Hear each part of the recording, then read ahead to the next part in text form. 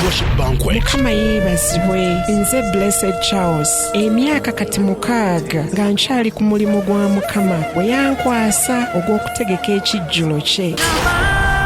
Blessed Gospel Promotions ku lw'ekisa kya Mukama bazze okutalaga ebitundu by'eggwanga eby'enjawulo nga bakuma ebyoto by'okusinza omutima gwa taata. Basokedde ku New Wine Fellowship ekyengera ew'omusumba Ddamulira ku Sunday ng'ennaku z'omwezi 14 omwezi ogwokutaano, ate nga ku Sunday ng'ennaku z'omwezi 21 mu mwezi ogwokutaano bali ku UCC Bwayiise ew'omusumba Zaake. Abasinza bangi era beeteeseteese bulungi okutandikawo nnasaba 8 ez'omutuntu okuyingira kwa bwereere. Okumanya ebisingawo goberera Blessed Charles BGPevents ku social media zonna oba kuba ku noti 7 noti 3 35 633. Hardwork Banquet Tours ziwagiddwa Hanak Junior School, Sango Stationers, Atalimu General Hardware. Byonna ne bitegekebwa Blessed Gospel Promotions and Events ya Hardwork Banquet. Jangu tusinze omutima gwa taata mu kijjulo ky'okusinza okuva mu Isaya 25 olunyiriri lw'omukaaga.